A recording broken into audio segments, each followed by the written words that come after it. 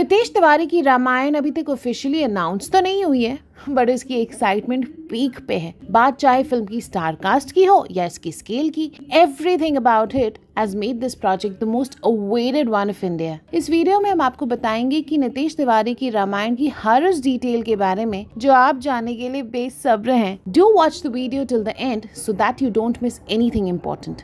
अब जैसा कि हम सब जानते हैं कि Ramayan is one of the greatest epics of Hindu history and it's impossible to effectively tell the whole story in one film. तो मेकर्स ने डिसाइड किया कि इस प्रोजेक्ट को बनाया जाएगा as a trilogy, which means the whole story will be told in a series of 3 films. But her part में story का फ्लो क्या होगा उस पर हम बात करेंगे थोड़ा बाद में। पहले बात करते हैं इस फिल्म की लेजेंडरी स्टार कास्ट के बारे में। रामायण की trilogy star cast is highly promising because यहाँ पे बहुत बड़े और टैलेंटेड नेम्स इन्वॉल्व हैं। रणबीर कपूर जो इंडिया के फाइनेस्ट एक्टर्स में से एक हैं, श्री राम का रोल प्ले कर रहे हैं। And the way Ranbir has got into the skin of his characters in the past, इस बारे में कोई दो राय नहीं है कि वो श्री राम के रोल के लिए अपनी जी जान लगा देंगे। सबसे बड़ी बात तो ये है कि उन्होंने इस रोल को तैयार करने के लिए ना सिर्फ फिजिकल ट्रेनिंग ली बट अल्कोहल और नॉनवेज भी छोड़ दिया। अब बात आती है माता सीता के कैरेक्टर की। इस रोल के लिए एक ऐसी एक्ट्रेस चाहिए जिसके चेहरे पे इनोसेंस एंड डिविनिटी दोनों दिखती हों। And for this role, the makers decided to cast Sai Pallavi, who has actively worked in Tamil, Telugu and Malayalam films in the past, and going by her looks, she seems an excellent choice for the role. जब भी रामायण की बात होती है, हनुमान जी के बिना तो पूरी हो ही नहीं सकती। बजरंग बली के कैरेक्टर जो रामानंद सागर की रामायण में प्ले किया था दारा सिंह जी ने, और अपनी इनोसेंस और सुपर स्ट्रॉन्ग फिजिक के डेडली कॉम्बिनेशन से सबको इम्प्रेस कर दिया था। आज के टाइम में ऐसी पर्सनालिटी ढूंढना तो काफ़ी मुश्किल होगा, पर मेकर्स ने सनी देओल को कास्ट करके यहाँ भी अच्छा काम किया है। Sunny is one of the original action heroes of Bollywood and nails it when he has to show innocence and sincerity on his face. गदर का तारा सिंह पता है ना?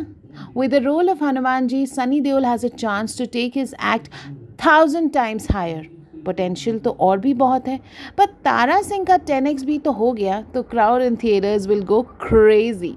For the role of evil king Ravan, superstar Yash has been cast, and going by his persona, he's a terrific choice for it. Initially, Yash was a bit hesitant to play the role of Ravan and took long time to sign the agreement, but makers really wanted to cast him. They waited for his yes. Yash has also come on board as a co-producer of the magnum opus. There are several more important characters in the story, and for them, interesting names have come on board.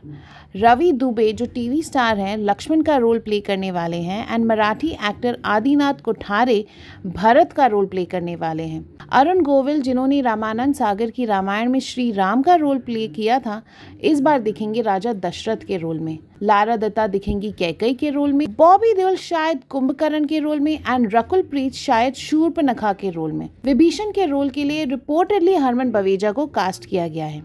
Ramayana trilogy is going to be the most expensive project of Bollywood. So much so that the makers are not even thinking about the money. Director Nitesh Tiwari ने collaborate किया है नमित मल्होत्रा के साथ to produce the film. Namit is the CEO of DNEG Double Negative VFX Studio, which is one of the top VFX companies in India, which was also behind the VFX of Brahmastra. To avoid budget issues while creating the VFX of the film, Amit himself has joined as a co-producer. On top of that, Yash has also come on board to produce the film so that the production doesn't have to face any financial lag. The makers want to bring a world-class project, and that's why they don't want to leave any stone unturned to give it a proper treatment. Recently, there was buzz that the makers are also in talks with Warner Brothers to distribute the film globally. That's not it. The music of the film will be produced by India's top composer A.R. Rahman along with Hollywood's top composer Hans Zimmer. According to the reports, the first part of the film will be about Lord Rama's birth, his growing up years in Ayodhya, his education days in Gurukul, meeting Mata Sita, marriage with her, going for 14-year Vanvas, and the abduction of Ma Sita by Ravan. The first part is expected to conclude here. और instead of giving it a contemporary touch, makers ने एक बहुत simplistic story line की है while keeping it entertaining, sympathetic and cinematic so that ये सबके साथ resonate कर सकें। सभी एक्टर्स की डिक्शन पर खास ध्यान दिया जा रहा है। इनफैक्ट डिक्शन और डायलॉग्स के लिए एक अलग टीम बनाई गई है ताकि जब स्टार्स शुद्ध हिंदी में या संस्कृत के डायलॉग्स बोले तो वो बिल्कुल नेचुरल लगे। The shooting of the film is already going and अगर सब कुछ अच्छा हुआ तो दिवाली 2025 तक ये रिलीज़ हो जाएगी। दूसरे पार्ट में राम जी हनुमान जी से मिलते हैं और किस तरह से राम जी और लक्ष्मण ने हनुमान जी और वानर सेना से मिलकर सीता माता की खोज स्टार्ट की, किस तरह से राम सेतु बनाया गया, हनुमान जी का लंका को आग लगाने वाला पार्ट भी इस इंस्टॉलमेंट में कवर किया जाएगा। हालांकि हनुमान जी का मेजर रोल सेकेंड पार्ट से स्टार्ट होगा, Sunny Deol is expected to shoot for first part as well. The makers may show something about Hanuman ji in the first part. फिर third part will be all about the battle between Shri Ram and Ravan and Ram ji, Sita ji और लक्ष्मण का अयोध्या में वापस आना। Imagine the buildup जो third part के आने तक बन चुका होगा and see that epic battle on big screen. That will be an experience of another level. Meanwhile Ranbir और साई पल्लवी की लुक्स रामायण के सेट से रिसेंटली लीक हो गई और इंस्टेंटली वायरल भी हो गई। पूरे सोशल मीडिया पे everyone is busy discussing about the looks. What are your expectations from the trilogy? हमें कमेंट करके ज़रूर बताइए कमेंट सेक्शन में। ऐसी ही और एक्साइटिंग बॉलीवुड स्टोरीज के लिए subscribe to our channel and stay tuned.